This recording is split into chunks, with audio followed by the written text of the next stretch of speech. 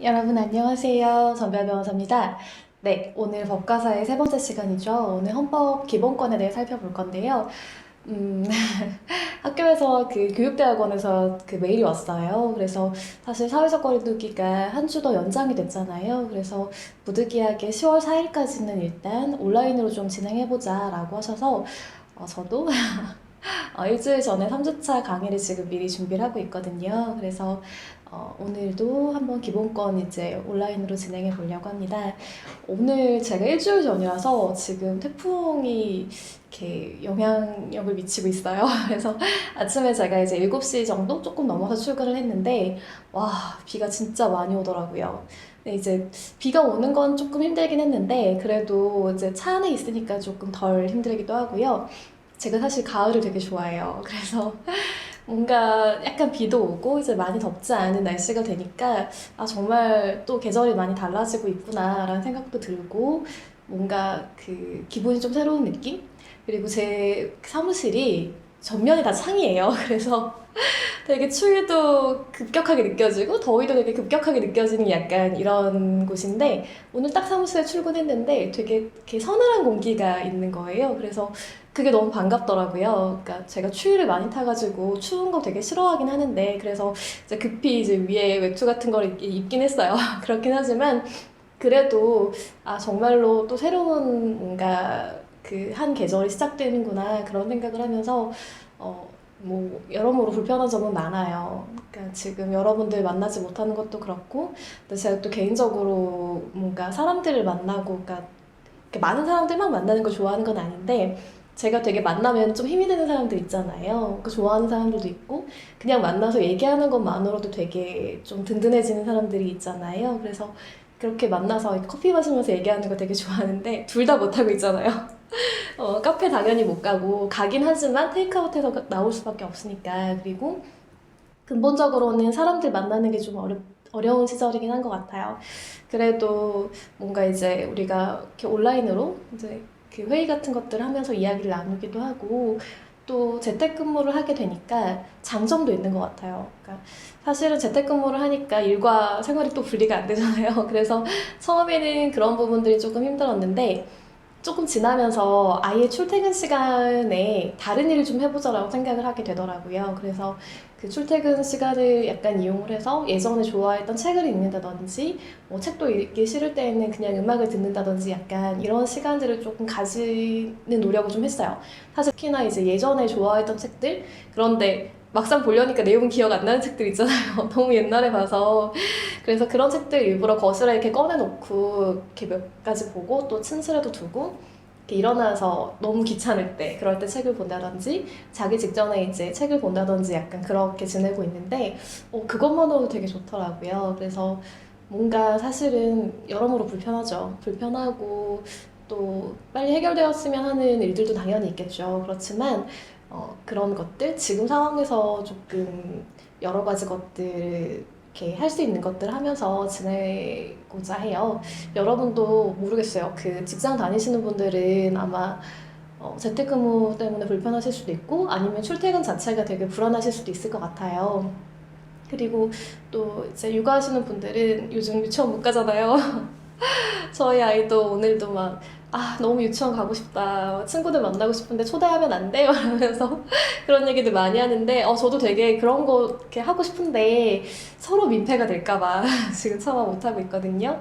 그래도 뭐 이게 언제까지 가겠나 싶긴 해요. 물론 아직도 백신이 나오지 않아서 여러모로 또 감염 이렇게 수치도 굉장히 높고 해서 걱정되는 건 사실이긴 하지만 그래도 조금 지나면 또 좋은 소식이 오겠지라는 마음으로 그렇게 이 시기를 잘 보내보려고 합니다. 여러분도 많이 불편하시겠지만 한 2주 정도만 더 온라인으로 한번 진행을 해보고요. 그 다음에 학교에서 만약에 다른 결정이 나오게 되거나 혹여 이제 조금 사태가 괜찮아진다면 그때 우리가 또 할 수 있는 다른 방안들을 생각해 보겠습니다. 자, 그럼 오늘 헌법 기본권 한번 들어가 볼게요. 자, 오늘은 이제 인간의 존엄하고 가치하고 행복주도권, 평등권 이런 부분들을 좀 살펴보려고 해요. 여기 관련해가지고 사실 최근에도 그렇고 굉장히 의미 있는 판례가 있었거든요. 그러니까 우리가 행복추구권이라고 하면 예를 들면 어떤 권리를 청구하는 것에 대해서 그러니까 인간이기 때문에 누려야 되는 그런 존엄과 가치라든지 행복을 추구할 권리들은 당연히 있다라고 여러분들이 아시잖아요. 그런데 이게 수사기관에서 이제 기소를 할 것이냐 말 것이냐, 그러니까 즉 처벌 관련된 부분, 재판으로 넘길 것이냐 말 것이냐 관련된 굉장히 중요한 사례들이 계속 나오고 있거든요. 그래서 오늘은 그 부분 잠깐 살펴보고 이게 행복추구권하고 관련이 있구나 이런 식으로 좀 이해하시고 넘어가시면 좋을 것 같아서 사례를 먼저 살펴볼게요. 이런 거죠. 여러분, 얘기 되게 많이 들으시지 않았어요? 우리가 형법 관련해가지고 폭행죄를 범하게 되잖아요. 그러면 폭행을 이제 우리가 당하든지 아니면 폭행을 그러면 안 되겠지만 혹시나 이렇게 서로 밀치다가 폭행으로 이제 수사를 받는다든지 그럴 때 그 처벌을 원하지 않는다라는 의사표시를 하게 되면 처벌받지 않는다라는 얘기 많이 들어보셨죠? 그게 바로 반의사불벌죄라고 해요. 그러니까 처벌을 원하지 않는 의사인 거죠. 그게 반의사불벌이거든요. 그런 의사를 밝히면 더 이상 수사기관에서는 처벌할 수 없는, 그러니까 이제 수사도 멈추게 되는 거죠. 그런 여러 가지 일들이 있어요. 그거에 관한 사례거든요. 자, 이렇게 한번 처벌을 원하지 않는다는 의사를 표시했을 때 과연 번복할 수 있을까? 내가 처음에는 저 사람한테 처벌을 원하지 않아요 라고 말을 했지만 좀 지나고 나니까 너무 괘씸한 거예요. 그래서 저 사람 처벌해야겠어 라고 얘기하고 수사기관에 말을 했다고 한다면 과연 수사기관에서 상대방을 처벌할 수 있을 것인가? 그러니까 그 절차를 계속 진행할 수 있을 것인가? 라는 얘기예요. 볼게요. 사실관계를 먼저 보면은 A가요, 어떤 한 식당 앞에서 B를 폭행한 혐의로 이제 경찰 조사를 받게 돼요. 그런데 이 당시에 B도 같이 조사를 받은 거예요. 그래서 서로 쌍방폭행이냐 아니냐 이렇게 수사를 받으셨겠죠?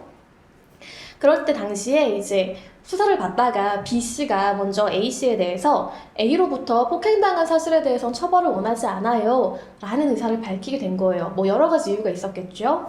그런데 이후에 이제 너무 A의 행위를 보니 B가 너무 괘씸한 거예요. 그래서 뭔가 저 사람의 행위를 용서할 수 없어 라고 생각해서 다시 한번 수사기관에다가, 그러니까 경찰이겠죠.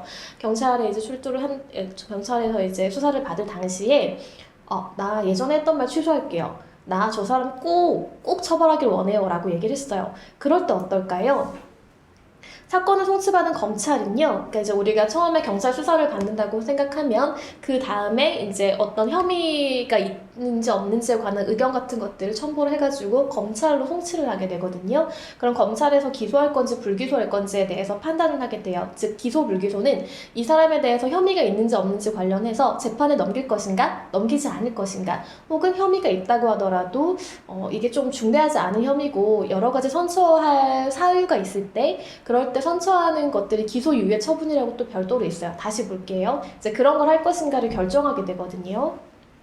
그런데 이제 검찰에서 딱 보니까 A가 폭행을 한 건 맞아요. 맞는데 뭔가 이렇게 강도가 좀 약해요. 그리고 여러 가지 선처할 요소가 있었던 거예요. 그래서 저 사람이 죄를 범한 건 맞지만 기소하지는 말자라는 판단을 내린 거죠. 그래서 기소유예 처분을 내렸어요. 그런데 정작 A가 이걸 딱 받아보니까 기소유예는 형식상 불기소긴 해요. 그러니까 재판에 넘기지 않는다는 얘기예요. 재판에 넘기진 않는데 이게 내가 혐의가 없다거나 어떤 그 처벌을 받을 만한 요건이 없어서가 아니고 그냥 검찰이 쉽게 말하자면 내가 뭔가 요건에 해당하지만, 그러니까 죄를 범했다고 인정은 되지만 나를 봐준 거죠. 그렇기 때문에 결과적으로 뭐예요? A가 죄를 범했다는 사실을 인정하는 셈이 돼버리는 거예요, 수사기관에서는. 그래서 이건 너무 부당하다라고 하면서 이제 그 헌법소원을 제기하게 돼요. 이런 게 되게 많거든요. 왜냐면 기소유예가 뭐냐면 죄가 인정은 돼요. 인정은 되는데 범행 후 정황이나 범행 동기라든지 수단 등을 참작을 해보니까 이제 검사가 딱 봤을 때 재판에 안 넘겨도 되겠다. 이분은 잘못된 행위지만 이거 가지고 굳이 재판에 그냥 기소하지 말자라고, 기소를 조금 멈추자, 유예하자라는 거예요. 그런 처분이거든요. 그러니까 부당하다라고 주장을 하면서 헌법소원을 제기했어요. 그러니까 기소유예 처분이 있을 때에는 이런 식으로 유죄 혐의가 자기에게 인정되는 게 부당하다라고 하면서 헌법소원제 신청을 제기를 할 수가 있거든요. 그러면 헌법재판소가 실제로 이 기소를 유예한 행위가 정당한지 부당한지를 판단을 하게 돼요. 자, 볼게요. 2019 헌마 1120 결정이에요. 그러니까 올해 2020년 7월 16일에 결정한 거거든요. 보시면 반의사불벌죄인 폭행죄에 대해서 처벌을 희망하지 않는 의사표시가 있어서 공소권 없음의 처분을 해야 돼요. 이거 제가 이따 다시 설명드릴게요. 그러니까 기소유예가 아니고요. 공소권 없음이란 처분을 해야 된단 말이에요. 그럼에도 불구하고 검찰이 혐의가 인정됨을 전제로 청구인에 대하여 한 기소유예 처분인 청구인의 평등권하고 행복추구권을 침해했대요. 왜 그런지 볼게요. 반의사 불벌죄, 그러니까 내가 저 사람이 처벌받지 않았으면 좋겠어요 라고 말하면 처벌할 수 없는 그 죄를 말하는 거거든요. 그런 폭행죄에 대해서 처벌을 희망하지 않는 의사가, 여기가 중요해요. 명백하고 믿을 수 있는 방법으로 표현되었다고 평가할 수 있는 이상, 그러니까 단순하게 그냥 내가 뭐 한번 툭 던져본 정도라고 보기가 좀 애매할 것 같고요. 정말 저 사람이 정말로 처벌받지 않았으면 좋겠다는 의사가 명백해야 되고요. 그리고 믿을 수 있는 방법이어야 되는 거예요. 그래서 그때 피해자가 다시 처벌을 희망하는 의사를 표시했다고 하더라도 이미 이루어진 이 처벌 불원의 의사에 대해서는 번복이 안 된다라는 거예요. 그렇다면 피청구인, 그러니까 청구를 받은 사람을 피청구인이라고 하잖아요. 그게 바로 검사거든요. 이 청구를 내린 검사인데, 피청구인은 청구인, 그러니까 A씨겠죠. A가 A에게 공소권 없음의 처분을 했어야 함에도 불구하고 기소유예 처분을 하였기 때문에 사실 오인 또는 법리 오해의 잘못이 있다. 그래서 청구인의 평등권과 행복추구권이 침해되었다라는 거예요. 자, 아까 기소유예는 우리가 봤잖아요. 공소유예 처분이 공소권 없음 처분이 뭐길래 이런 이런 결정이 나오는지 같이 한번 볼게요. 공소권 없음은요, 불기소 처분이거든요.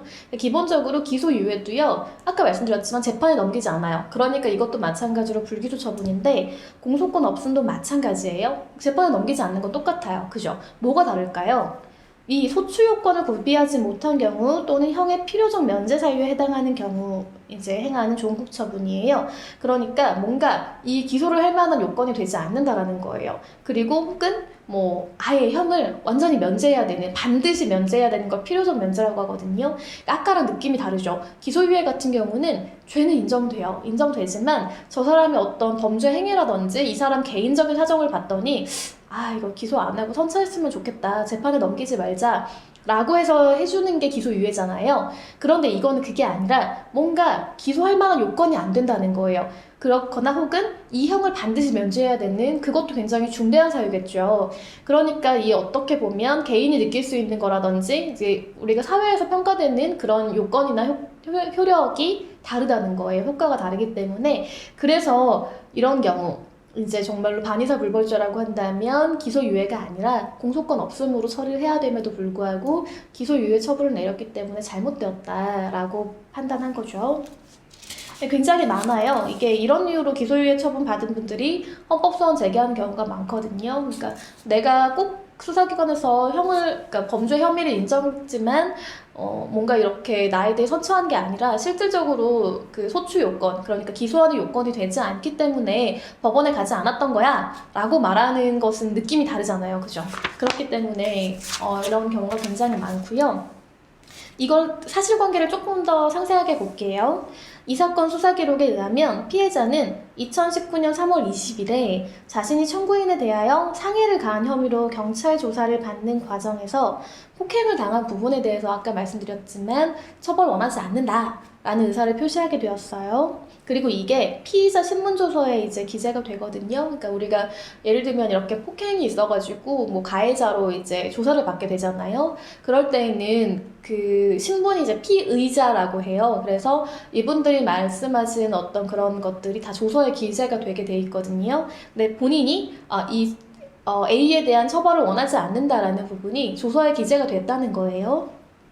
그리고 피해자가 이 사건 기소유예 처분의 폭행 사실을 구체적으로 진술을 하고요. 조사를 받는 과정에서 처벌 불원 의사를 명시적으로 밝혔고, 이게 조서에까지 기재가 됐다라고 하면은 피해자가 수사기관에 대하여 한 위 의사표시는 명백하고 믿을 수 있는 방법으로 기재가 됐다라는 거죠. 그러니까 수사기관에서 뭔가 어떤 억압이나 이런 강요가 아니라 본인 생각에 스스로 이거는 내가 그냥 처벌하지 말아달라고 해야겠다라고 판단했다는 거죠. 그러니까 명백하고 믿을 수 있는 의사표시라는 거예요. 여기서 피해자는 B를 의미하는 거예요. 한편 피해자, 즉 B는 2019년 3월 27일, 그러니까 일주일 지난 거죠. 아까 처벌을 불원 의사를 밝힌 다음에 일주일이 지났어요. 근데 청구인에 대한 경찰 피해자 신분 당시 청구인이 피해자의 혐의와 관련하여, 그러니까 B 자신의 혐의와 관련해서 거짓말을 해서 용서할 수 없다라고 하면서 저 사람 처벌해주세요. A는 처벌당해야만 해요. 라고 얘기한 거죠. 그런데 설령 피해자가 처벌 불원 의사를 밝힐 당시에 청구인이, 그러니까 이제 A인 거예요. 청구인은 A가 향후 유리한 진술을 해줄 것을 기대했다고 하더라도 이것은 처벌을 불원하게 된 동기에 불과한 거죠. 그러니까 자기 생각에 내가 A에 대해서 처벌을 원하지 않는다라고 얘기하면 쌍방폭행이니까 그럼 A도 나에 대해서는 처벌을 원하지 않는다고 얘기해주지 않을까? 라고 생각을 했다는 거예요. 근데 그건 동기에 불과하기 때문에 피해자가 다시 처벌을 희망하는 의사를 표시했다고 하더라도 이미 아까 얘기했던, 이미 표시했던 처벌을 원하지 않는 의사표시 효력에는 영향이 없다라는 거예요.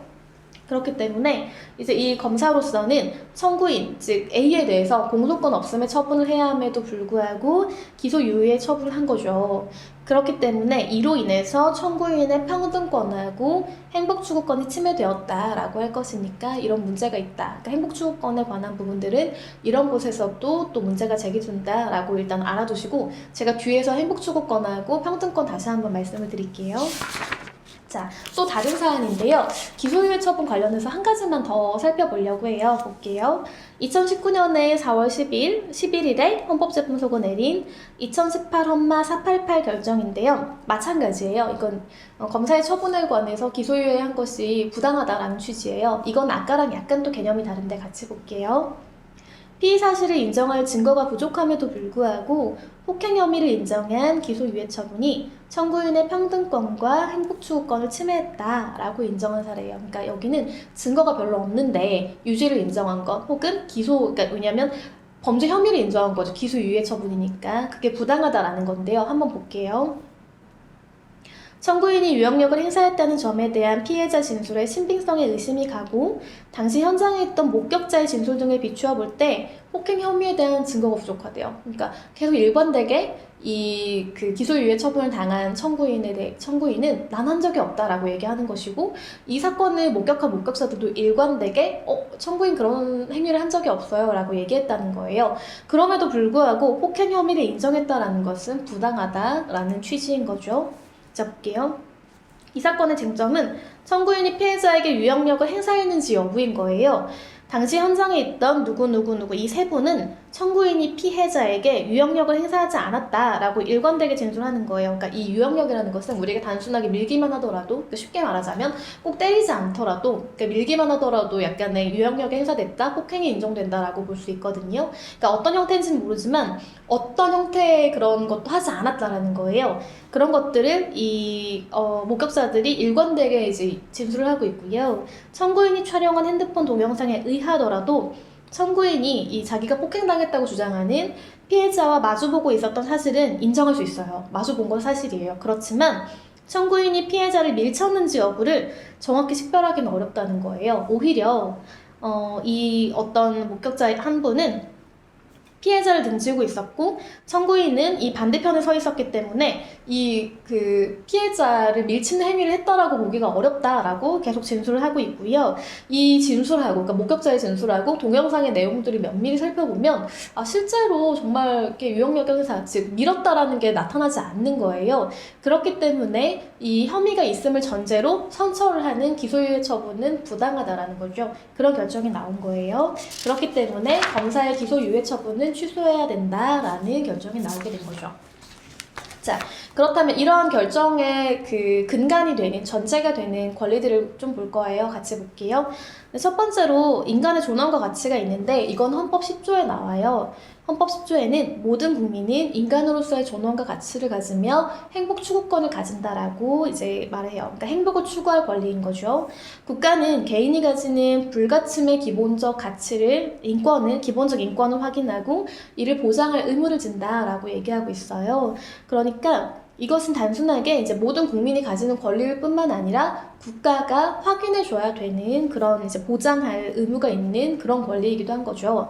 자, 포괄적이고 근본적인 권리예요. 왜냐하면 인간으로서의 존엄과 가치라고 한다면 여기에 구체적으로 어떤 게 인간으로서의 존엄과 가치인가 라는 내용은 나오진 않잖아요. 그러니까 포괄적이고 근본적인 권리예요. 그런데 다른 모든 기본권의 또 종국적인 목적이자 이제 이념이 되기도 하거든요. 그러니까 이 10조를 전제로 굉장히 많은 기본권들이 파생이 되고 있어요. 그리고 인간의 존엄성은 최고의 헌법적 가치이자 국가 목표 규범으로서 모든 국가기관 구속화죠. 왜냐하면 국가가 아까 뭐라 그랬어요? 확인하고 보장해야 되는 의무를 지잖아요. 그러니까 당연하게 국가 목표 규범이 되는 것이고 그래서 모든 국가기관을 구속하게 되는 거죠. 자, 그렇다면 이 헌법 제10조에 나오는 행복추구권 내용은 뭘까? 같이 볼게요. 여기 보시면 행복을 추구할 권리를 가진다라고 나오잖아요. 그리고 구체적인 내용은 나오지 않아요. 마찬가지로 포괄적인 기본권인 거예요. 행복추구권은. 그래서 아까 우리가 앞에서 잠깐 봤지만 헌법소원이라든지 헌법재판소에 관한 많은 결정들이 있거든요. 거기에서 이제 청구를 하는 거죠. 내가 이러이러한 것 때문에 헌법소원을 청구를 해요 라고 예를 들면 그럴 때 굉장히 많이 등장하는 게 헌법 이 제10조 행복추구권이거든요. 행복추구권은 거의 포괄적인 기본권이기 때문에 어떠한 기본권 주장한다고 하더라도 이 안에 포섭되는 경우가 정말 많아요. 그래서 뭐 행복추구권, 인간의 존엄과 가치, 평등권 이런 부분들은 굉장히 많은 결정내에 나오고 있으니까 여러분들이 알아두시는 게 좋아요.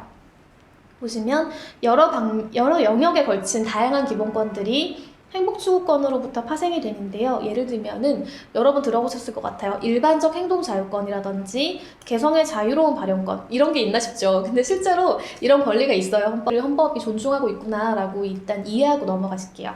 그리고 자기결정권이나 계약의 자유.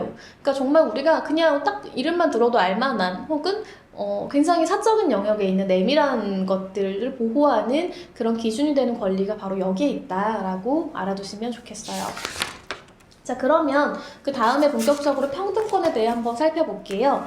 자, 요즘 평등권 굉장히 문제가 많이 되고 있잖아요. 많은 헌법재판소뿐만 아니라 다양한 법의 그 근간이 되기도 하고요. 뭐 차별 관련된 여러 가지 판단 요소가 되기도 하는데 같이 한번 볼게요. 헌법 제11조 제1항 모든 국민은 법 앞에 평등하다. 누구든지 종교, 성별, 종교, 사회적 신분에 의해서 정치적, 경제적, 사회적으로 또 문화적 생활의 모든 영역에 있어서 차별받지 않는다는 거예요. 그러니까 헌법이 말하는 것은 이 세 가지거든요. 성별, 종교, 사회적 신분. 그렇지만 사실은 우리가 차별을 하는 굉장히 다양한 요건들이 있잖아요. 그러니까 여기에 열거하지 않는, 여기에 없는, 등장하지 않은 사유라고 하더라도 어떠한 사유든 간에 차별을 받으면 안 된다라는 것들을 포괄하고 있다는 거 알아두시면 좋겠어요. 이 평등 원칙은 국가가 어떤 입법을 하거나 법을 집행을 하고 해석을 하는 것, 그러니까 이제 사법부에서 해석하는 걸 말하는 거죠. 그럴 때 모든 국민을 이유 없이 차별해서는 안 된다라는 원칙인 거예요. 그리고 평등권은 뭐냐면 국가가 부당한 차별을 하는 경우가 있을 수도 있잖아요. 그럴 때 이 차별의 금지를 요구할 수 있는 권리가 바로 평등권이라고 하거든요. 자, 구체적으로는 우리가 어떻게 요구할 수 있는지 한번 볼게요. 이런 게 있어요. 아까 제가 사회적 신분을 이유로 해가지고 차별하면 안 된다라는 게 헌법에 있다라고 말씀을 드렸잖아요. 그것과 관련해서 이제 중요한 요건 중에 하나가 전과와 관련된 부분이거든요. 그러니까 전과가 있을 때 과연 이 사람을 차별해서는 되느냐 안 되느냐라는 것들 너무 당연하게 차별하면 안 된다라는 게 대원칙이겠죠. 그런데 이런 경우는 어떨까요? 이제 처벌을 받았는데 이후에 그 처벌이라 하는 금고, 그러니까 즉 우리가 쉽게 말하자면 이제 어디 교도소에 복역을 한다거나 이런 거겠죠. 금고 이상의 형을 받은 거예요. 근데 이분이 뭔가 나오고 나서 혹은 처벌이 다 면하고 나서 뭔가 또 일정한 기간 내에 다시 한번 금고 이상의 형을 선고받을 만한 범죄를 저지른 거예요. 그러니까 범죄가 굉장히 중대하겠죠. 첫 번째도 금고 이상이었는데 두 번째도 금고 이상이라면 이거는 뭐 벌금형에서 끝나는 그런 어떻게 보면 가벼운 수준의 범죄가 아닌 거잖아요. 그럴 때 자기가 예를 들면 어떤 범죄를 범했을 때 5년 이하, 7년 이하 이게 장기형이 있거든요. 그 장기로 규정된 그 형의 2배 이상을 선고받을 수 있는가라는 문제가 있어요. 누범이라고 하거든요. 누범 처벌 규정인데 그것들이 과연 평등권에 위배되는 것, 즉 전과라는 신분 때문에 부당하게 차별하는 것인가 라는 문제가 있을 수 있거든요. 한번 같이 볼게요. 누범 처벌을 강화하기 위해 상습범과 동일하게 처벌하는 조항이 형벌체계상 불균형으로 인하여 평등 원칙에 위반되는지 여부인데요. 이게 형법에 이런 게 있어요. 제35조에 보면 누범이라는 규정이 있는데 같이 보실게요. 제1항 금고 이상의 형을 받아 그 집행을 종료하거나, 그러니까 이제 이미 복역을 다 하시고 나오신 거죠. 혹은 면제를 받을 수도 있거든요. 면제를 받은 이후에 3년 내에, 굉장히 짧은 기간이에요. 그죠? 어떤 행위를 범해서 그 복역을 하셨어요. 나오시고 나서 3년 이내면 그렇게 긴 시간이라고 보기 어렵죠?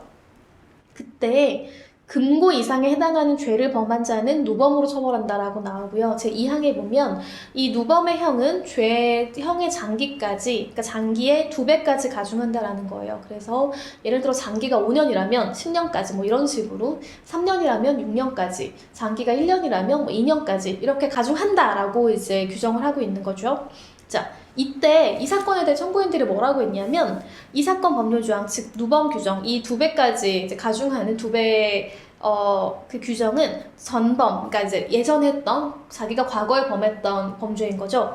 전범을 이유로 형을 가중하고 있으므로 일사부재리 원칙에 위반되고, 자, 여기 일사부재리가 나오잖아요. 그러니까 같은 죄를 범했을 때 또다시 같은 사유로 처벌이 안 된다라는 건데, 이건 뒤에 신체의 사유에서 제가 한 번 더 설명드릴게요.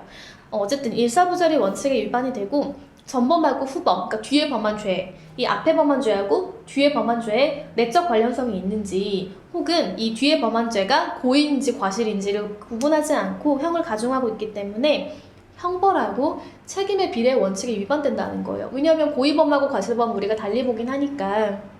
그리고 처음 범한 죄하고 뒤에 범한 죄가 뭐 관련성이 있는지 없는지도 굉장히 중요한 요소 중에 하나거든요. 그런데 누범은 이런 걸 전혀 확인도 하지 않고 무조건 가중을 한다는 거예요. 그리고 전과자라는 사회적 신분을 이유로 합리적 이유 없이 형을 가중하고 있기 때문에 평등 원칙에 위반된다라는 거예요. 그러니까 뭐 어떠한 이유를 근거도 없이 내가 단지 예전에 형을 한번 살았다는 이유로, 복역했다는 이유로, 전과가 있다라는 이유로 이렇게 2배 가중하는 게 타당하냐? 난 차별을 받고 있어 라고 주장하는 거예요. 자, 이게 타당한지 한번 볼게요. 헌법재판소가 뭐라고 했냐면, 아까 이 형법 2배 가중하는 이 규정 있잖아요. 이 규정의 취지는 금고 이상의 형을 받아서 집행을 종료하거나 면제받은 이후 3년 내에 금고 이상의 그 형을 선고받은 경우에, 죄를 범한 경우에 누범으로 규정을 하고, 그 죄에 정한 형의 장기의 2배까지 가중하고 있잖아요. 이렇게 가중 처벌하는 이유는 뭐냐면, 범죄인이 전범에 대한 형벌에 의해서 주어진 경고 기능을 무시했다라는 거예요. 그러니까 이제 이전에 이미 처벌을 받았어요. 특히 복역까지 했으면 이 형벌이 정말 경고를 하는 거죠. 이것을 무시하는 거죠. 그리고 후범의 실현을 통하여 범죄 추진력이 보다 강화되는 거죠. 그러니까 앞에 우리가 첫 번째 죄를 범했을 때 하고 두 번째, 세 번째, 네 번째 그 뒤에 쭉 죄를 범했다고 생각을 해보면 당연하게 이 뒤에 있는 범죄 추진력이 더 강화되겠죠. 그래서 행위 책임이 가중되기 때문이고, 재범 예방이라는 형사정책적 목적을 달성하기 위한 거예요. 그러니까 우리가 사실은 그러니까 처벌을 할 때 그 가장 여러 가지 목적 중에 또 하나, 중요한 그런 목적 중에 하나는 저 사람이 죄를 다시 한번 범하는 것을 막기 위해서거든요. 그런데 그것들 굉장히 강한 형사정책적 목적이라는 거예요.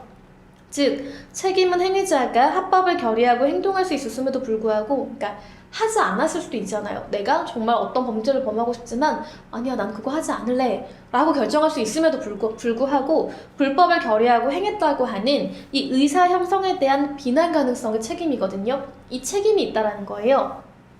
그래서 전 판결의 경고 기능 무시라든지 범죄 추진력의 강화는 행위 책임의 가중을 정당화할 수 있는 근거가 될 수 있다는 거예요. 그러니까 당신 이미 첫 번째로 죄를 범해서 심지어 형까지 선고를 받아서 복역을 했으면 이거 안 할 수 있었잖아. 근데 왜 했어? 라고 얘기할 수 있다는 거예요. 그러니까 비난 가능성은 그런 걸 얘기하는 거예요. 행위자가 전범에 대한 형벌을 통하여 자신의 범죄 행위의 위법성과 그에 대한 비난을 인식하고 이미 체험했다면, 그죠, 과거에 불법을 회피하고 합법적인 행위를 할 수 있는 범죄 억제 동기가 형성되었을 거라는 거예요. 그런데 이러한 예전 판결의 경고를 무시하고 다시 실형을 선고받을 만한 범행을 했다면, 그러니까 실형이란 건 뭐예요? 굉장히 또 중대한 행위를 했다는 거잖아요.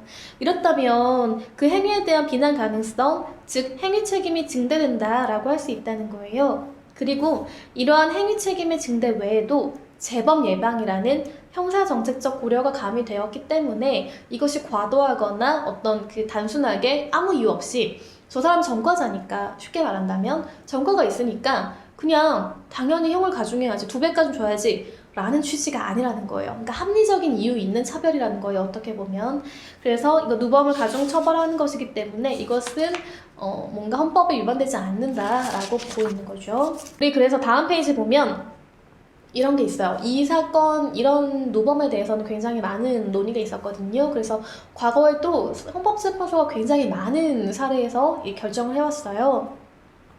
헌법재판소는 여러 차례 이 사건 법률 조항이 일사부재리나 책임과 형벌 간의 비례 원칙이나 평등 원칙에 위반되지 않는다라고 판단했대요. 그 이유가 뭔지 같이 볼게요. 헌법 제11조 제1항은 모든 국민은 법 앞에 평등하다라고 나오고, 아까 말씀드린 것처럼 뭐 성별이라든지 종교라든지 사회적 신분에 의해서 차별받지 않는다라고 규정하고 있잖아요. 이러한 평등 원칙은 일체의 차별적 대우를 부정하는 절대적 평등을 의미하는 건 아니라는 거예요. 잘 알아두세요. 그러니까 우리가 평등권을 주장을 할 때 정말 오해할 수 있는 부분이 있는데요. 그게 뭐냐면, 평등은 뭐 너무 헌법에 규정된 굉장히 큰 가치이기 때문에 어떠한 경우에도 이것들을 제한할 수 없어, 무조건 다 보장되어야 돼 라고 잘못 인식을 할 수가 있는데, 그런 건 아니라는 거예요. 절대적 평등이 아니고요. 입법과 법의 적용에 있어서 합리적인 근거가 없는 차별을 해서는 안 된다. 그죠? 이게 중요해요. 이 평등권에서는 가장 중요한 판단 기준이 합리적인 이유가 있느냐 없느냐예요. 그래서 설령 어떤, 예를 들면 채용이라든지 심지어 어떤 급부, 그러니까 도움을 준다라는 국가 차원에서, 아니면 여러 가지 우리가 판단을 내릴 때 시험의 당락을 결정한다든지 여러 가지가 있을 수 있거든요. 그럴 때 기준이 있어야 될 거 아니에요. 이게 차별을 하는 것인지 아닌 것인지에 대해서는 그 기준을 판례는 합리적 이유를 보고 있어요. 그래서 뭔가 결론이 조금 다르고 차별적인 것처럼 보여요. 차별이 존재하는 것처럼 보일 때에도 합리적인 이유가 있으면 그것은 평등권 위반이 아닌 거예요. 반대로 합리적 이유가 없어요. 말 그대로 아까 이 사람 주장처럼 정말 이유 없이 그냥 전과를 이유로 무조건 아무 생각 없이, 아무런 그런 판단 기준도 없이 2배를 가중했다라고 하면 그것은 평등권 위반이라는 거죠. 그러니까 합리적 이유가 그만큼 중요한 판단 기준인 거예요. 그럴 때 이러한 평등의 원칙은 상대적 평등을 의미하므로 합리적 근거가 있는 차별이나 불평등은 평등 원칙에 반하는 것이 아니다라고 주장을 하고, 기준을 정하고 있고요. 누범을 가중 처벌하는 것은 아까 말씀드린 것처럼 경고적 의미를 무시한 것, 그리고 또 재범 가능성, 그러니까 이런 것들에 문제가 있는 거잖아요. 그래서 합리적 근거 있는 차별이라고 본다. 그래서 이 사건 법률 조항이 평등 원칙에 위반된다고 할 수 없다라고 보고 있어요. 자, 그 다음에 우리가 자유권적 기본권에 관해 살펴볼 건데요. 신체의 자유라든지 주거 이전의 자유라든지 거주 이전의 자유, 사생활의 비밀과 자유, 이런 것들이 있어요. 신체의 자유를 보시면은 이게 불법적인 체포나 구속이나 압수나 수색, 신문, 처벌, 보안 처분, 강제노역, 굉장히 딱 단어만 들어도 어때요? 뭔가 사람의 신체라든지 의사표시라든지 여러 가지 구속할 수 있는 것들이 막 느껴지시지 않나요? 그런 부분이에요. 이런 것들에서 자유로울 권리가 있다는 거예요. 제12조에 나오거든요. 13조에도 마찬가지인데 이것은 실체적 보장이에요. 그래서 죄형법정주의라든지 이중처벌 금지라든지 연좌제 금지라든지 굉장히 중요한, 우리가 역사적으로 많이 들어보셨을 것 같은 그런 조항들이 막 이렇게 많이 있거든요. 절차적 보장은요, 적법 절차에 따라야 되고요. 그리고 영장주의, 그러니까 우리가 그냥 무조건 막 구속하는 게 아니라 영장이 있어야 되는 거, 압수수색도 영장이 있어야 되고 그런 부분들이거든요. 체포, 구속, 적부 심사제도, 그러니까 뭔가 체포나 구속 같은 경우가 어떤 수사기관이 행한다고 해서 모두 다 인정되는 것이 아니라 그것이 그러니까 정당한지 부당한지에 대해서 심판을 청구할 수 있다, 이런 것들이 있어요. 그리고 또 이제 우리가 흔히 미란다 원칙이라고 하는 것들이 있잖아요. 그런 것들도 있고요. 구속 이유를 고지해야 된다라는 부분도 있는 거죠. 자, 형사 피의자나 형사 피고인의 인권도 보장해야 되는 거예요. 이제 피의자는 아까 말씀드렸던 것처럼 수사기관에서 경찰이든 검찰이든 우리가 수사를 받을 때 피의자라고 하고요. 피고인은 뭐냐면 여기서 딱 수사를 받아요. 그런데 수사기관이 봤더니 혐의가 있는데 재판에 넘겨야겠네? 라고 했을 때, 그러면 재판에 가는 순간 피고인으로 바뀌어요. 그러니까 이런 용어도 굉장히 중요하거든요. 그러니까 이제 형사 피의자, 수사 절차에 있는 분이든 아니면 피고인, 재판 절차에 있는 분이든 마찬가지로 이분들의 인권도 보장이 되어야 된다는 거예요. 그래서 무죄 추정의 원칙이 바로 여기서 나오는 거고요. 구속 적부 심사 청구권도 나오는 것이고 구속이 정당하냐 부당하냐 그리고 진술 거부권도 나와요. 왜냐하면 우리가 이제 변호인의 조력을 받지 않고 뭔가 얘기를 한다거나 혹은 본인한테 불리한 얘기가 있을 때 그것들에 대해서 방어권 행사를 위해서 진술을 하지 않을 권리가 있다는 거 많이 알고 계시죠? 그리고 고문을 받지 아니할 권리가 명시돼 있어요. 그러니까 과거에 그만큼 우리가 아픈 역사를 가졌다는 거죠. 그리고 자백의 증거 능력 제한 마찬가지 고문하고 비슷한 건데요. 그러니까 뭔가 예전에는 좀 정당하지 못한 방법에 의해서 이렇게 뭐 신체나 이런 것들 굉장히 압박을 가해서 하지 않았음에도 불구하고 본인이 마치 한 것처럼 자백하는 경우들이 있어 왔잖아요, 역사적으로. 그런 것들을 방지하기 위한 것이었고요. 그리고 변호인의 조력을 받을 권리. 아무래도 뭔가 우리가 수사를 하거나 재판을 받을 때에는요, 우리 생각에 일반적으로 이제 일반인의 그러니까 법률 전문가가 아니라면 당연하게 이거는 인정될 수 있지라고 생각하는 부분들이 있거든요. 근데 실제로는 법률에 굉장히 꼼꼼하게 규정이 되어 있어서 그것들에 대해서 이제 잘못 판단을 하게 되면 굉장히 본인이 하지 않은 것에 대해서도 많은 부당한 것들, 부당한 결과가 나오는 그런 위험이 있어요. 그렇기 때문에 방어권 행사를 위해서 변호인의 조력을 받을 권리가 굉장히 중요해지거든요. 그러니까 수사 단계에서부터 잘 대비를 해야 돼요. 그렇기 때문에. 그래서 변호인의 조력을 받을 권리가 헌법에 들어가 있는 거예요. 그리고 신속한 공개 재판을 받을 권리. 그러니까 이제 우리가 이런 얘기들이 많이 있거든요. 역사적으로. 어떤 거냐면 재판이 진행이 되는데 특히 형사재판 같은 경우는 구속당하는 경우들도 굉장히 많잖아요. 이제 그럴 때 과거에 이제 구속에 대한 시일이라든지 재판에 대한 어떤 시기라든지 이런 것들 전혀 규정이 아무것도 없을 때에는 그냥 무한정, 무기한으로 구속을 할 수 있다고 생각을 해보면 얼마나 억울하겠어요. 그러니까 이 사람이 정말로 본인이 죄를 범하지 않았는데 이렇게 오랜 기간 구속을 당하는 것도 굉장히 억울할 것이고 실제로 이제 죄를 범하긴 했어요. 그렇지만 자기가 죄를 범한 것 이상으로 너무 장기간 뭐 3, 40년 정도? 그래서 뭐 도저히 이제 거기서 뭐 생을 마감한다든지 이러면 그것도 되게 부당한 결과를 초래할 수 있는 거잖아요. 그렇기 때문에 신속한 재판을, 그것도 공개 재판을 받을 권리를 인정하고 있는 거예요. 우리 그러면 조항을 같이 한번 볼게요. 헌법 제12조에 굉장히 상세하게 신체의 자유에 대해서 규정이 나오거든요. 제1항 보면 모든 국민은 신체의 자유를 가진다. 그리고 누구든지 여기 보시면 법률에 의하지 않고는이에요. 자, 뭐가 그 대상이 중요한데요. 체포, 구속, 압수, 수색, 신문이에요. 아까 말씀드렸지만 이것들은 굉장히 자유를 구속할 수 있는 것이잖아요. 그러니까 법률에 의해야 되고요.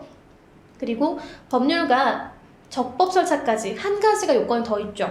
하지 않고서는 처벌이나 보완 처분이나 강제 노역을 받지 않는다라고 규정을 하고 있죠. 그리고 모든 국민은 고문을 받지 아니하며 형사상 자기에게 불리한 진술을 강요당하지 않는다. 여기 나오죠. 불리한 진술 강요당하지 않기 때문에 이 묵비권도 행사할 수가 있는 것이고요. 3항 볼게요.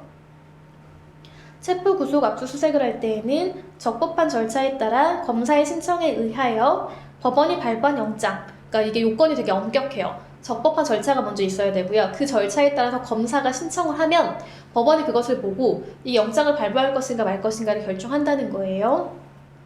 다만 현행법인 경우하고 장기 3년 이상의 형에 해당하는 죄를 범하고 도피 또는 증거 인멸의 염려가 있을 때에는 사후에 영장을 청구할 수 있다. 왜냐하면 우리가 사실 원칙적으로 체포나 구속 같은 경우도 당연하게 영장이 필요하거든요. 그런데 지금 저 사람이 심각한 범죄를 저지르고 있어요. 그래서 당장 체포해야 되는 위험이 있을 수가 있잖아요. 그럴 때 언제 검사가 신청을 하고 법원에 영장이 나오면 그것을 받아가지고 이 사람을 체포를 하겠어요. 그럼 이미 도망갈 텐데 아니면 증거를 없애버릴 텐데 그런 위험이 있을 때에는 아주 예외적으로, 그죠? 예외적으로 우리가 영장 없이도 하고 사후에 영장을 청구할 수 있다라고 규정이 되어 있는 거죠. 자, 사항 보면 누구든지 체포나 구속을 당한 때에는 즉시 변호인의 조력을 받을 권리를 가진다. 왜냐면 이게 시일이 지체되면은 그 사이에 역사적으로 이제 과거에 좀 아픈 역사였던 거죠. 그럴 때 굉장히 힘든 시간들을 겪었던 분들이 계시기 때문에 그거 방지하려고 체포나 구속을 당했으면 즉시 변호인의 조력을 받을 권리를 가진다는 거예요. 그리고 다만 형사 피고인이 스스로 변호인을 구할 수 없을 때에는 법률이 정하는 바에 의하여 국가가 변호인을 붙인다. 그러니까 우리가 흔히 많이 들으셨던 그 국선 변호인 제도 있잖아요. 그게 형사 피고인, 즉 재판에 간 피고인이 이제 스스로 변호인을 구할 수 없을 때에는 국가가 정해줄 수 있다라는 그런 취지인 것이고요. 이제 5항 보면 누구든지 체포 또는 구속에 이유하고요. 변호인의 조력을 받을 권리가 있음을 고지받지 아니하고는 체포 또는 구속을 당하지 아니한다. 중요한 거죠. 왜냐하면 내가 체포를 당해요. 내가 체포를 당하는데 내가 지금 왜 체포를 당하는지, 이 사람들이 나한테 뭘 원하고 뭘 알기를 원하는지, 혹은 내가 어떤 이유로 체포를 당하는지 알아야 내가 혐의가 있고 없음에 대해서 잘 얘기할 수가 있잖아요. 근데 그런 것도 모르고 무작정 잡혀간다고 생각하면 너무 끔찍한 일이 벌어질 수 있잖아요. 그러니까 그런 게 아니라 체포 또는 구속의 이유가 있어야 되고 그걸 말해줘야 되고, 그리고 당신이 지금 체포나 혹은 구속을 당하지만 변호인의 조력을 받을 권리가 있다라는 것까지 얘기해줘야 된다는 거예요. 방어권의 행사를 위해서 그래요. 그리고 체포 또는 구속을 당한 자의 가족 등 법률이 정하는 자에게는 이유하고 일시가 즉시 통보돼야 되는 거예요. 이거 마찬가지인데 이분은 이미 체포나 구속을 당했어요. 그래서 자기가 방어할 수 있는 게 아무것도 없단 말이에요. 그럴 때 뭔가 가족들도 이제 예를 들면 뭐 아버지가 집에서 그러니까 그 회사에서 돌아오셔야 되잖아요. 근데 갑자기 연락이 두절돼요. 그리고 어디 있는지 뭐 몇십 일 혹은 몇 년간 전혀 연락이 되지 않아요. 그러면 도울 수 있는 방법도 없잖아요. 그리고 과연 살아계시는지조차도 굉장히 걱정이 많이 돼서 많이 힘들 거잖아요. 그런 부분들 때문에 그런 것이거든요. 그리고 제6항 누구든지 체포 또는 구속을 당한 때에는 적부의 심사를 법원에 청구할 권리를 가진다. 아까 말씀드렸지만 체포나 구속의 경우 이게 정당하냐 부당하냐를 다툴 수 있어야겠죠. 제7항 피고인의 자백이 고문, 폭행, 협박, 구속의 부당한 장기화. 그러니까 사실 뭐 고문, 폭행, 협박 이거 너무나 당연한 것이고 그냥 아무것도 하지 않아요. 이 뭐 고문도 안 하고 폭행도 안 하고 협박도 안 해요. 그런데 계속 그냥 구속 기간을 계속 두고 있는 거예요. 이것도 사람이 정말 감당하기 힘들거든요. 그럴 때 있어서 피고인의 자백이 그에게 불리한 유일한 증거일 때에는, 그죠? 왜냐면 아무것도 하지 않지만 그냥 그 구속만 하고 있지만, 예를 들어 이런 거죠. 뭔가 이제 그런 뉘앙스를 풍기는 거죠. 당신이 자백을 하면 우리가 풀어줄게. 약간 이런 식으로. 그러면 사실은 본인이 죄를 범하지 않았음에도 불구하고 굉장히 억울하게 혐의를 인정할 수도 있잖아요. 그런 걸 다 방지하고자 이 규정을 둔 거거든요. 그럴 때 피고인의 자백이 그에게 불리한 유일한 증거일 때, 그러니까 정식 재판에 있어서 다른 증거가 하나도 없는 거예요. 그리고 이 피고인의 자백만 있어요. 그럴 때, 근데 이 자백이 유일하게 이 피고인의 혐의를 입증할 수 있는 단 하나의 증거라는 거예요. 그렇다면 이것도 마찬가지로 좀 의심할 수 있는 거잖아요. 과연 저 자백이 진정성 있게 나온 것인가, 아니면 외부적 요인에 의해서 어쩔 수 없이 압박에 의해 나온 것인가 라고 보는 거죠. 그렇기 때문에 그럴 때에는 유죄의 증거로 삼거나 이를 이유로 처벌할 수 없다라고 규정하고 있어요. 이게 굉장히 역사적인 이유 때문에 그래요. 다른 나라도 마찬가지로 규정을 하고 있고요. 자 13조에는 또 뭐라고 규정되어 있나 한번 볼까요? 제1항 모든 국민은 행위시의 법률에 의하여 범죄를 구성하지 아니하는 행위로 소추되지 아니하고 동일한 범죄에 대하여 거듭 처벌받지 아니한다 라고 규정하고 있어요. 이게 아까 그건데 제가 일사부재율이라고 말씀을 드렸잖아요. 이게 뭐냐면 아까 A씨가 B가 처벌을 원하지 않는다는 표시를 하지 않았어요. 그래서 처벌을 당했거든요. 뭐 예를 들면 벌금형 같은 걸 이제 선고받을 수 있거든요. 그랬는데 나중에 수사기관이 보고는 근데 이게 폭행을 했는데 지금 벌금형밖에 안 나왔어? 근거는 받아야지. 예를 들어서 뭐 그렇게 판단했다고 해서 또 처벌할 수 있는가? 그건 안 된다는 거예요. 그리고 모든 국민은 소급 입법에 의해서 참정권의 제한을 받거나 재산권을 박탈당하지 아니한다. 그리고 모든 국민은 자기의 행위가 아닌 친족의 행위로 인하여 불이익한 처우를 받지 아니한다. 자, 3항이 제13조 제3항이 연좌제 금지에 관한 것이거든요. 우리 왜 역사적인 뭐 소설이라든지 뭐 우리나라뿐만 아니라 해외, 그러니까 외국의 사례도 마찬가지인데요. 아니면 뭐 사극을 봐도 막 그런 거 많이 나오지 않나요? 뭐 삼족을 멸하라, 뭐 부족을 멸하라, 뭐 이런 거 되게 많잖아요. 특히 영모 관련된 혐의가 있을 때에는 그런 굉장히 억울한 케이스도 꽤 많은 것 같고요. 그럴 때 나는 아무 죄가 없어요. 나는 오히려 정말 국가에 충성하고 뭐 왕에게 충성을 했는데, 그리고 여러 나라의 좋은 것들을 위해 최선을 다했는데도 불구하고 내 뭐 아버지나 할아버지가 혹은 뭐 내 삼촌이 혹은 뭐 내 사촌 동생이 어떤 죄를 범했다고 치는 거예요. 그랬을 때 이 사람의 죄 때문에 나까지 처벌을 받고 예를 들면 나까지 뭔가 그 목숨을 빼앗기진 않았지만 모든 관직을 박탈당하고 재산권을 전부 다 이제 그 재산을 소유할 수 없게 되는 이런 것들이 발생한다면 상당히 억울하고 너무 부당한 처우일 수 있는 거잖아요. 왜냐하면 나는 아무 잘못을 하지 않았으니까 이제 그런 것들. 그래서 연좌제에 관한 불이익한 처우를 받지 아니한다라고 규정을 하고 있는 거죠. 자, 관련해서 우리 한번 신체의 자유에 관해서 헌법재판소가 뭐라고 하고 있나 같이 한번 볼게요. 2005년 5월 26일자 2004 헌마 사구 결정인데요. 이제 우리가 그 개구라는 게 있어요. 그러니까 두 가지 사례를 제가 가져왔거든요. 이 사례 같은 경우는 조사받는 과정. 검사실에서 조사를 받을 때 개구, 그러니까 수갑이라든지 줄 이렇게 묶는 거 있잖아요. 그게 포승이라고 하는데 그걸 다 통틀어서 개구라고 우리가 얘기하거든요. 그럴 때 개구 사용을 원칙적으로 규정하는 게 과연 적당하냐, 그러니까 헌법상 위헌이냐 아니냐라고 이제 우리가 다툰 케이스거든요. 먼저 보시면 수용자나 미결 수용자에 대한 개호의 필요성에 따라서 수갑이나 포승, 이걸 개구라고 하거든요. 그것들을 사용할 수 있다는 거예요. 그렇지만 구금된 자라는 이유만으로 개구 사용이 당연히 허용되는 것이 아니고 개구 사용으로 인한 신체의 자유의 추가적 제한 역시 과잉금지 원칙에 반하지 아니어야 된다는 거예요. 그러니까 개구를 사용할 수 있어요. 포승을 할 수도 있고요. 그러니까 줄로 이렇게 압박을 할 수도 있고 뭔가 수갑을 살 수도 있겠죠. 수갑을 채울 수도 있지만 그게 일반적으로 막 허용되는 것이 아니고 어떤 그 과잉금지 원칙에 위반되어서도 안 된다라고 보고 있어요. 그러므로 구속 피의자에 대한 개구 사용은 도주나 폭행이나 소요 또는 자해나 자살의 위험이 분명하고 구체적으로 있어야 된다라는 거예요. 그럴 때 이것들, 이런 아까 도주라든지 폭행이라든지 소요라든지 혹은 자해라든지 자살 같은 위험이 이제 제거해야 되는 필요가 있을 때잖아요. 그럴 때 이루어져야 하고요. 그것도 너무 심하게 해서는 안 돼요. 필요한 만큼만 행해져야 한다라는 거예요. 검사가 검사 조사실에서 피의자 신문을 하는 절차에서는 피의자가 신체적으로나 심리적으로 위축되지 않은 상태에서 방어권 행사를 해야 되잖아요. 왜냐하면 첫 번째는요, 저분이 어쨌든 간에 지금 뭔가 조사를 받고 있지만 죄를 범하지 않았을 확률도 있어요. 우리가 무죄 추정의 원칙이 있으니까. 두 번째는 뭐예요? 죄를 범했지만 자기가 행한 행위만큼, 그러니까 내가 어떤 행위를 했다면 그 행위만큼만 처벌을 받아야 되는 것이고 그 행위를 벗어난 너무 큰 처벌을 받는 것은 문제가 있다는 취지인 거예요. 그렇기 때문에 이 지금 조사를 받는 피의자 같은 경우는 자기의 방어권, 그러니까 자기가 죄를 범하지 않았다면 그 사실, 그리고 죄를 범했다고 하더라도 자기가 행한 범위 내에서만 처벌받는 그런 것들에 대한 방어권을 행사할 수 있어야 된다는 거예요. 그렇기 때문에 개구를 사용하지 말아야 하는 것이 원칙이에요. 다만 도주나 폭행이나 소요나 자해 등의 위험이 분명하고 구체적으로 드러나는 경우에만 예외적으로 개구를 사용해야 한다라고 보고 있는 거죠. 근데 이 당시에 어땠냐면 검사실에서는요, 원칙적으로 뭐 수갑이든 포승이든 개구를 사용하는 것이 원칙이었다는 거예요.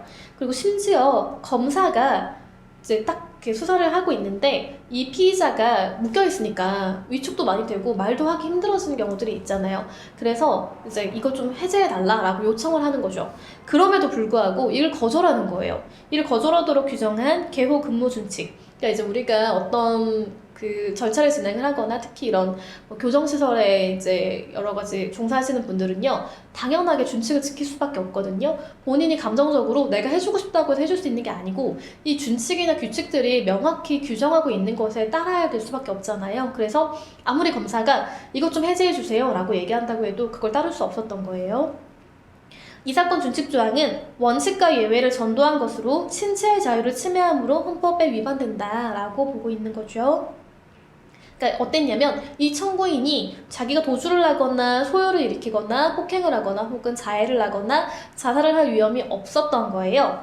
그럼에도 불구하고 여러 날, 왜냐하면 우리가 조사를 받을 때 한 번에 끝나는 경우도 있지만 사실은 뭐 여러 차례 걸쳐서 장기간 조사를 받는 경우도 있거든요. 그럴 때 피의자 신문을 하는 동안에 계속 개구를 사용한 것은 막연한 도주나 자해의 위험 정도에 비해서 너무 과도하다는 거예요. 그래서 피해 최소성 요건을 충족하지 못했고 또 심리적 긴장하고 위축이 되잖아요. 그러니까 실질적으로 열등한 지위인 거죠. 왜냐면 검사 안 그래도 그냥 정상적으로 우리가 그냥 앉아만 있어도 사실은 되게 위축되는 공간일 수밖에 없잖아요. 검사실이라는 공간이. 그런데 아무것도 하지 않는다고 해도, 그런데 심지어 수갑까지 차고 있다고 생각해보세요. 그러면 얼마나 위축이 되겠어요. 그렇기 때문에 피의자의 방어권 행사에도 지장을 주었다라는 점에서 법의 균형성도 갖추지 못했다. 그러니까 헌법이 위반된다라는 부분인 거죠. 자, 이것과 유사한데 또 다른 결론을 내린 게 있어요. 뭐냐면 헌법재판소가 2018년 5월 31일에 2017 헌마 420으로 결정한 사례인데요. 보시면 피청구인이 고소인으로서 조사를 받기 위해서 검사 조사실에 출정하는 수용인인 거죠. 그러니까 이제 그 수용자가 호송하는 과정에서 청구인에게 보호장비인 수갑하고 포승을 사용한 행위가 청구인의 기본권을 침해하느냐. 그러니까 장소가 달라요. 아까 같은 경우는 검사실에 앉아가지고 같이 이제 우리가 조사를 받는 그런 상황이었던 것이고, 지금 이건 어떤 거냐면 이제 호송을 위해서 가는 거죠. 갈 때 이제 예를 들면 그 교정시설에서 나와가지고 이제 그 차로 이동을 하고 또 차에서 한참을 시간을 보낸 다음에 검사실까지 가는, 수사기관까지 가는 그 절차가 필요한 거죠. 그때 이동할 때 뭔가 포승줄을 한다든지 혹은 개구를 착용한다든지 하는 것이 정당하냐, 헌법에 위반되느냐라는 것이었어요. 헌법재판소는 이거는 필요하다라고 봤어요. 왜냐하면 헌법재판소는 수용자를 교정시설로 외부로 이동하는 과정에서 수용자에게 보호장비를 사용한 행위가 수용자의 기본권을 침해하는지 여부와 관련해서 이리 여러 차례 문제없다라고 판단을 했다는 거예요. 왜냐하면 이 이동하는 과정에서는 사실 도주의 위험이 가장 크거든요. 이 우려가 가장 크고요. 그리고 교정사고의 우려가 높아져서 교정시설 안에서보다 아무래도 외부에서는 이제 그 보호하는 인력이라든지 여러 가지 조건적인 부분들이 조금 약해질 수가 있잖아요. 그리고 교도 인력만으로는 수용자를 호송하려고 한다면 많은 인력을 필요로 하고, 또 많은 인력이 호송 업무를 수행한다고 하더라도 보호장비를 사용하는 것보다 교정사고 예방, 즉 도주 같은 부분들이 있어요. 뭐 자해라든지 이런 부분에 대해서 효율적이라고 할 수 없는 점 등을 고려해서 과잉금지 원칙이 위반되지 않는다라고 판단한 게 있어요. 그러니까 앞하고 뒤는 다른 거죠. 그죠? 앞에서 이제 그 검사실에서 조사를 받는 과정에서는 착용하면 안 된다라는 것이었지만, 이동할 때에는 아무래도 인력의 부족도 있고 뭐 도주의 우려가 너무 크기 때문에 이때는 인정할 수 있다는 거예요. 그러니까 헌법재판소가 이렇게 신체의 자유에 관한 한 가지 규정을 두고도 사실관계가 다른 거잖아요. 상황이 다르고 이유가 다를 때에는 다른 결론을 내릴 수 있다라는 거 알아두시면 좋겠어요. 자, 오늘은 여기까지 하고 지금 마무리를 좀 해볼까 해요. 네. 오늘 일단은 가장 중요한 기본권들에 대해 좀 배웠거든요. 자유권적 기본권인 부분인데요. 특히나 이제 신체의 자유라든지 인간의 존엄과 가치, 행복추구권, 평등권은 사실은 여러분들이 헌법재판소 관련된 부분, 나중에 기사를 찾아보신다거나 할 때에도 너무너무 중요하게 잘 나오는 부분들이에요. 그러니까 이런 게 평등권이었지, 이런 게 행복추구권이었구나, 내지는 신체의 자유가 이렇게 발달이 된 거였구나 라고 알아두시면 여러 가지로 나중에 강의를 하신다거나 할 때 조금 도움이 되지 않을까 하는 생각이 듭니다. 여러분 한 주 동안 또 잘 지내시고요. 저는 다음 주에 다시 한번 온라인으로 여러분을 만나 뵙겠습니다. 감사합니다.